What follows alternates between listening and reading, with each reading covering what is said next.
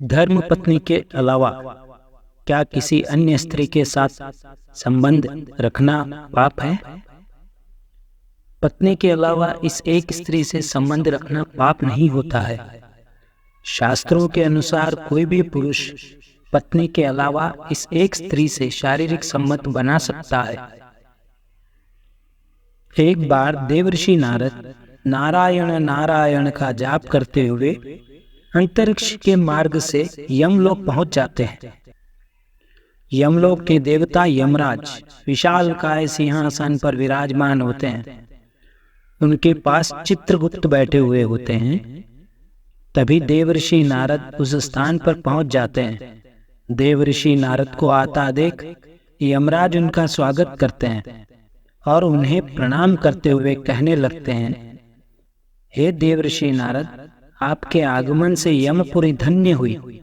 देवर्षि नारद कहते हैं, मृत्यु और न्याय के देवता यमराज आपको प्रणाम है। दोस्तों, आप सभी का पूनम सीखवाल चैनल पर स्वागत है। अगर आप इस चैनल पर नए हैं तो प्लीज सब्सक्राइब करें। तो चलो देर न करते हुए कहानी शुरू करते हैं। फिर यमराज कहते हैं, हे देवर्षि, आज बड़े युगों के बाद आप यमपुरी पधारे हैं। अवश्य ही कोई महत्वपूर्ण कारण होगा। कृपया आप हमें बताने की कृपा करें कि आप किस प्रयोजन से आज यमपुरी आए हैं। तब नारद जी कहते हैं, हे धर्मराज, आप मृत्यु और न्याय के देवता हैं। तीनों लोकों के प्राणियों को उनके कर्मों के अनुसार दंड देने का कार्य आप करते हैं। आपके पास समस्त प्राणियों और चराचर का लेखा जोखा रखा हुआ है। पापी मनुष्यों को आप नरक में डालते हैं और पुण्यवान मनुष्यों को आप स्वर्ग में भेजते हैं। इसीलिए आपको मनुष्यों के सभी पाप और पुण्य कर्मों का ज्ञान है। मैं आपके पास एक विचित्र प्रश्न लेकर आया हूँ। कृपया आप मेरे इस प्रश्न का उत्तर दें। फिर यमराज कहते हैं, हे देवर्षि नारद, आप सत्य कहते हैं। हमारे पास तीनों लोकों के चराचर प्राणियों का लेखा जोखा रखा हुआ है, क्योंकि प्रभु ने हमें यही कार्य सौंपा है। हम प्रभु के आदेश से ही मनुष्य के पाप और पुण्य कर्मों के आधार पर उन्हें दंड देते हैं। ये देवर्षि नारद, आपके मन में जो भी प्रश्न अथवा शंका है, आप निसंकोच होकर पूछिए। हम अपने सामर्थ्य के अनुसार उनका समाधान अवश्य करने का प्रयास करेंगे। तब देवर्षि नारद कहते हैं, हे यमराज, शास्त्र कहते हैं कि एक पुरुष को केवल एक ही स्त्री से विवाह करना चाहिए, एक ही स्त्री से संबंध बनाना चाहिए। किंतु मैंने यह भी देखा है कि कुछ मनुष्य अनेक विवाह करते हैं, अनेक स्त्रियों से संबंध रखते हैं। क्या यह पाप नहीं है? क्या ऐसे मनुष्यों को नरक में डाला जाता है? इस पर शास्त्र क्या कहते हैं? क्या कोई मनुष्य अनेक स्त्रियों से विवाह कर सकता है? कृपया आप मेरी इस शंका को दूर करें। यमराज कहने लगते हैं, हे देवर्षि नारद, आपने समस्त मानव जाति के कल्याण के लिए यह एक उचित प्रश्न किया है। संसार में मनुष्य एक से अधिक विवाह कर सकता है या नहीं? इसका उत्तर देने से पूर्व मैं आपको एक कथा सुनाना चाहता हूँ। इस महान कथा में आपको सभी प्रश्नों के उत्तर मिल जाएंगे। इसीलिए आप इस कथा को ध्यान से जरूर सुनें। जो भी इस कथा को ध्यान से सुनता है, मैं उसके अपराध माफ करता हूं। फिर नारद जी कहते हैं, हे धर्मराज, आप उस कथा को अवश्य कहिए, मैं उसे पूरा ध्यान से सुनूंगा। तब यमराज नारद जी को वह महान कथा सुनाते हैं। प्राचीन काल की बात है। मध्य देश में एक नगर था। उस नगर के एक अत्यंत गुणवान और बलवान और रूपवान राजा थे, जिनका नाम था भान सिंह। महाराज भान सिंह एक न्यायप्रिय राजा थे। उनकी प्रजा उनके न्याय से अत्यंत संतुष्ट रहा करती थी। राजा भी अपनी प्रजा का अच्छी तरह से देखभाल करते थे। महाराज की सुलक्षणा नाम की पत्नी थी, जो अत्यंत सुंदर और गुणवान और चरित्रवान और पतिव्रता नारी थी। महाराज भान सिंह और रानी सुलक्षणा, वे दोनों बहुत ही दयालु स्वभाव के थे। वे हर प्रकार के यज्ञ, दान, धर्म तथा अनुष्ठान किया करते थे। उनके साम्राज्य में सब कुछ था, किंतु केवल एक कारण से महाराज, महारानी और प्रजा दुखी रहते थे। महाराज को कोई संतान नहीं थी, जिससे महाराज दुखी और चिंता में रहते थे। प्रजा को भी महाराज की ऐसी दशा देखी नहीं जा रही थी। कितने ही प्रयास करने पर भी महाराज को कोई संतान नहीं हो रही थी। महाराज ने अनेक वैद्य बुलाए, अनेक पुत्र प्राप्ति के उपाय किए, अनेक पुत्र प्राप्ति के यज्ञ किए, दान धर्म किया, व्रत किए, किंतु उन्हें किसी भी उपाय से संतुष्टि नहीं मिली। फिर एक दिन प्रजाजन महाराज के पास आते हैं और कहते हैं, हे महाराज, आप पुत्र प्राप्ति के लिए दूसरा विवाह जरूर करें। किंतु महाराज अपनी प्रजा की बात से सहमत नहीं होते हैं। महाराज रानी सुलक्षणा से बहुत प्रेम करते थे, इसलिए वे अपनी पत्नी का दिल नहीं दुखाना चाहते थे, तथा महाराज शास्त्रों का भी ज्ञान रखते थे कि एक पुरुष को केवल एक ही स्त्री से विवाह करना चाहिए, एक ही स्त्री के प्रति निष्ठावान रहना चाहिए, एक पत्नी के होते हुए कभी दूसरी स्त्री के पास नहीं जाना चाहिए। जिस प्रकार से एक मादा पशु के साथ दो नर पशु नहीं रह सकते, ठीक उसी प्रकार से एक पुरुष के साथ दो स्त्रियां कभी नहीं रह सकती। दो स्त्रियां कभी सुखी नहीं रह सकती। जो पुरुष एक पत्नी के होते हुए भी दूसरी स्त्री से संबंध रखता है, वह घोर पाप करता है और नरक में ही गिरता है। इसी कारण से महाराज दूसरा विवाह नहीं करना चाहते थे। फिर प्रजाजन महारानी के पास जाकर उनसे आग्रह करते हैं कि वे महाराज को दूसरा विवाह करने के लिए मनाएं।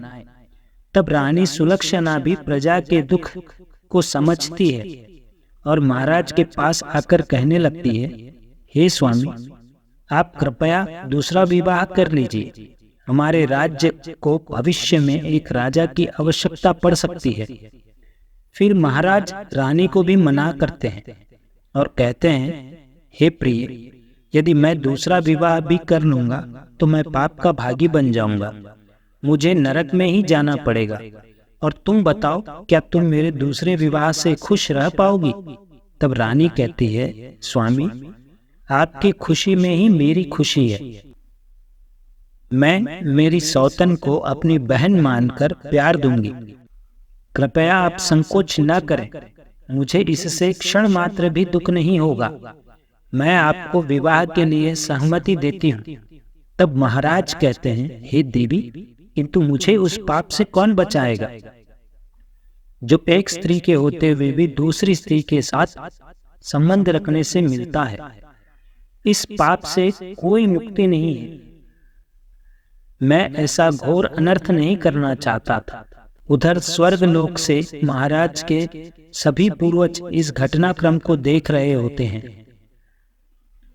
वे अपने पुत्र के ऐसे व्यवहार से अत्यंत दुखी हो जाते हैं।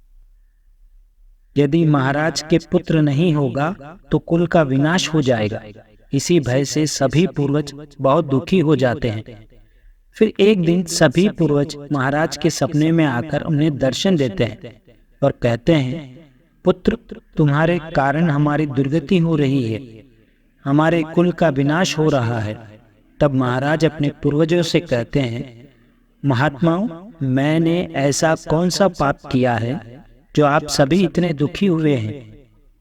आपकी आत्मा की शांति के लिए जो भी उपाय हो वह मैं अवश्य ही करूंगा।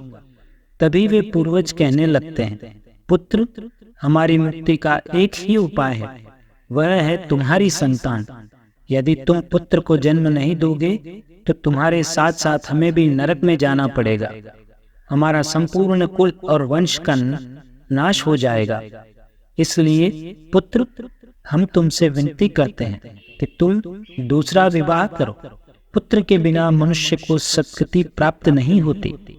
पुत्र ही अपने माता पिता का उद्धार करता है। उन्हें मोक्ष दिलाता है। जब वह श्राद्ध करता है तो हमारे पाप नष्ट हो जाते हैं। जब वह पृथ्वीलोक पर दान धर्म करता है तो हमें स्वर्गलोक में भोजन की प्राप्ति होती है। इसीलिए पुत्र, तुम शीघ्र ही पुत्र की प्राप्ति के लिए कोई उपाय करो। अपने पितरों की बात सुनकर ही महाराज दूसरा विवाह करने के लिए तैयार नहीं होते हैं। फिर सभी पितृगण दुखी होकर यमराज के पास जाते हैं और उनसे विनती करते हुए कहते हैं, हे धर्मराज, कृपया आप हमारे कुल की रक्षा कीजिए। हमारे पुत्र की कोई संतान नहीं है और संतान के बिना हमारा कुल नष्ट हो जाएगा। कृपया आप हमारे पुत्र को दूसरा विवाह करने की आज्ञा दे। यमराज कहते हैं, महात्माओं, मैं अवश्य ही तुम्हारे पुत्र को समझाऊंगा और पुत्र प्राप्ति करने के लिए प्रेरित करूंगा। ऐसा कहकर यमराज पृथ्वीलोक पर आते हैं और एक साधु का रूप धारण करके महाराज भान सिंह के दरबार में जाते हैं।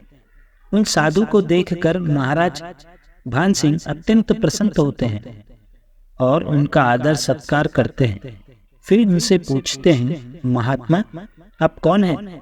किस प्रयोजन से आप हमारे इस राज्य में पधारे हैं? आपके मुखमंडल का तेज देखकर यह प्रतीत होता है कि आप अवश्य ही कोई बड़े तपस्वी हैं। तो वह साधु उस राजा से कहते हैं, वत्स, मैं साक्षात यमराज हूँ। तुम्हारे पूर्वजों के द्वारा प्रार्थना करने पर ही मैंने स्वयं तुमसे मिलने के लिए आया हूँ। वह साधु महाराज कहते हैं, वत्स, तुमने अपने पूर्वजों को रुष्ट कर दिया है, जिससे तुम्हारा सारा साम्राज्य नष्ट हो जाएगा।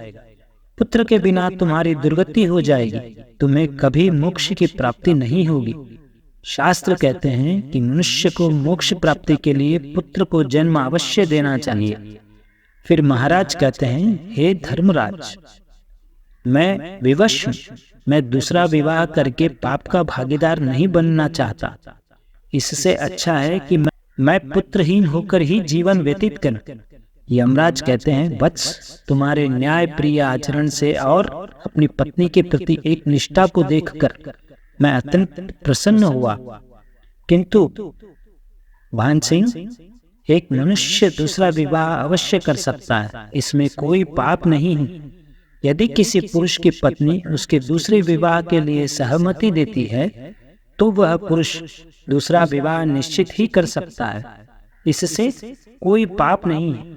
शास्त्र कहते हैं कि यदि एक पत्नी से पुत्र की प्राप्ति नहीं होती है और उसकी पत्नी उसे दूसरा विवाह करने की अनुमति देती है तो उस मनुष्य को दूसरा विवाह करने में कोई संकोच नहीं करना चाहिए। साक्षात धर्मराज के द्वारा ऐसे वचन सुनकर महाराज अति प्रसन्न हो जाते हैं और यमराज को धन्यवाद देते हैं। फिर यमराज उस स्थान से अंतर्ध्यान हो जाते हैं। महाराज भान सिंह अपनी पत्नी सुलक्षणा के पास जाते हैं और उससे दूसरा विवाह करने की अनुमति मांगते हैं।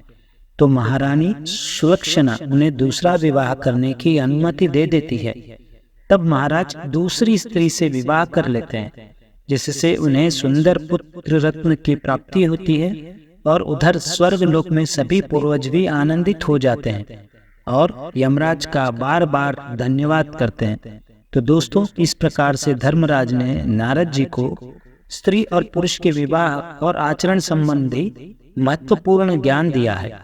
आपको यह कथा कैसी लगी कमेंट कर जरूर बताएं।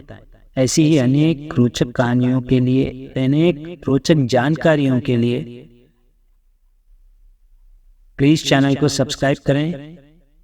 आपका धन्यवाद।